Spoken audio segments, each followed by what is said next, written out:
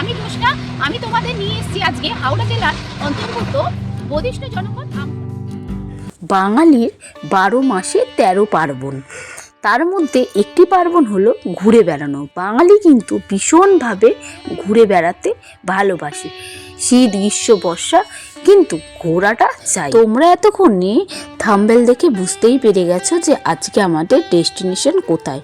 হ্যাঁ, তোমরা ঠিকই ভাবছো, আজকে আমরা যাচ্ছি আমতার উদং কালীমাতার আশ্রম।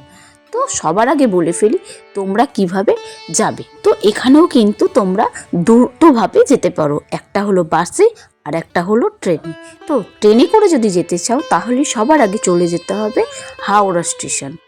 হাওড়া স্টেশনে আমতার যে কোনো ট্রেনে করে তোমাদের চলে যেতে হবে আমতা। আমতা থেকে যে কোনো টোটো কিংবা অটোর সাহায্যেই তোমরা চলে যেতে পারো উদং কালীমাতার আশ্রম। আর বাসে করে যেতে হলে হাওড়া থেকে L3 বা E43 বাসে করে চলে যেতে হবে আমতা। ওখান থেকে টোটো কিংবা অটোর সাহায্যে চলে যাবে উদং কালীমাতার আশ্রম।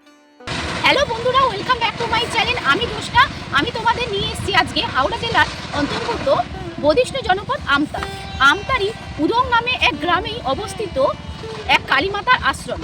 তো আমি এখন যেখানে দাঁড়িয়ে আছি, আমার পেছনটা এই দিকটা হলো, এই নদীটা তোমরা দেখছো, এটা হলো বাংলার দুঃখ যে নদী বলে দামোদর, সেই দামোদর নদীর পাড়েই আমি দাঁড়িয়ে আছি। ভাবলাম এত সুন্দর একটা ব্যাকগ্রাউন্ড, তো এখানেই আমি ইন্ট্রোটা দিয়ে দিই। তো আজকে আমরা ওই আশ্রমেই যাব, তো সঙ্গে থাকো, স্ক্রিপ্ট না করে পুরো ভিডিওটা কিন্তু তোমরা দেখো শেষ পর্যন্ত, তাহলেই তোমরা জানতে পারবে যে ওই আশ্রমে কখন তোমরা আসতে পারবে, কখন তোমরা ভোগ প্রসাদ পাবে, কিংবা ভোগ প্রসাদ কি আদৌ ওখানে দেওয়া হয়, পুরো ডিটেলস আমি তোমাদেরকে এই ভিডিওর মাধ্যমে জানাবো। তো সবাই কিন্তু স্কিপ না করে ফুল ভিডিওটা দেখো। তো চলো বেশি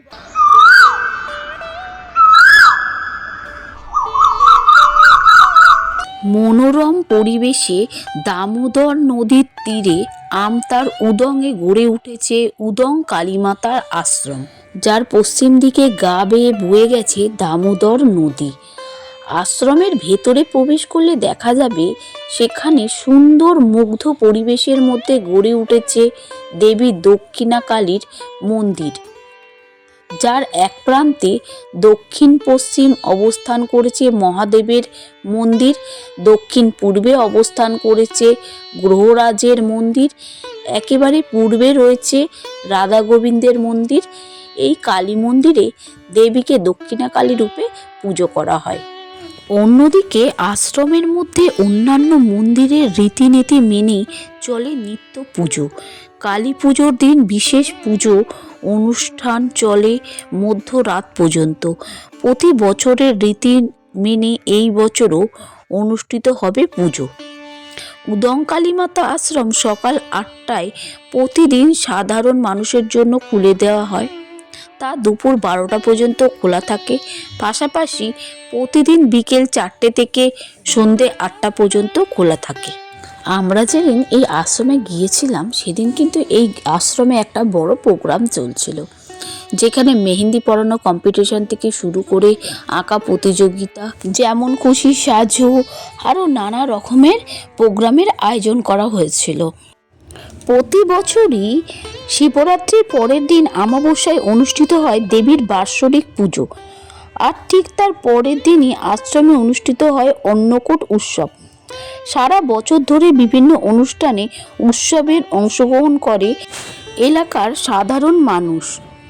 অন্যদিকে প্রতি বছরই শীতকালীন সময় যেমন মানুষের উপস্থিতি বেশি লক্ষ্য করা যায়, সেই সঙ্গে বিশেষ দিন যেমন সরস্বতী পুজো বা অন্যান্য বিশেষ দিনে আশ্রম চত্বরে দেখা যায় উপচে পড়া ভিড়। মূলত আশ্রমের যে মনোরম পরিবেশ, সেই মনোরম পরিবেশের টানে ছুটে আসে মানুষ দূর দূরান্ত থেকে।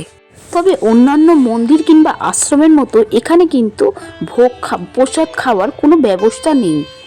করোনার আগে কিন্তু এখানে ভোগ প্রসাদ খাওয়ার ব্যবস্থা ছিল, করোনার পর থেকে কিন্তু সেইটা বন্ধ রাখা হয়েছে। হয়তো ভবিষ্যতে কোনো সময় সেটা চালু হতে পারে, কিন্তু তোমরা যদি এখানে আসতে চাও অবশ্যই কিন্তু খাবার দাবার বাড়ি থেকে কিছু নিয়ে আসবে।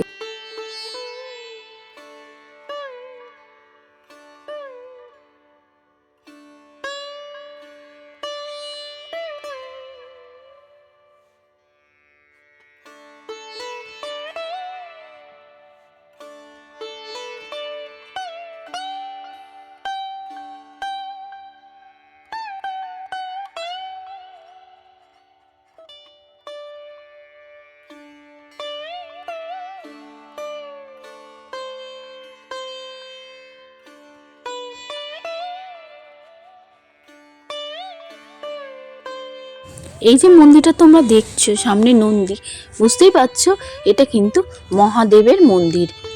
যেহেতু মেন গেট বন্ধ হয়ে গেছিলো তার জন্য পাশের জানলাটা দিয়ে আমি ভিডিওটা করেছি তোমাদেরই জন্য।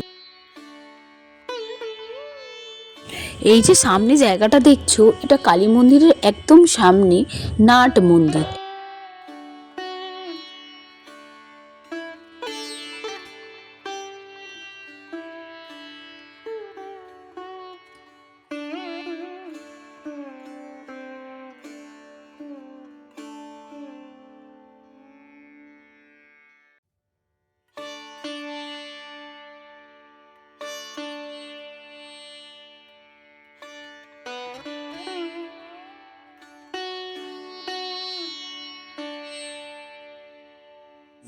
এখানে কিন্তু নানা রকমের প্রোগ্রামের পাশাপাশি হস্তশিল্পের নানা রকমের স্টলও বসেছিল, যেখানে জামা কাপড় থেকে শুরু করি হার, কানের, গলার, নানা রকমের ক্লে জুয়েলারি, বাচ্চাদের খেলনা, কাপড় জামা, এই সমস্ত হ্যান্ডমেড জিনিস কিন্তু বিক্রি হচ্ছিল।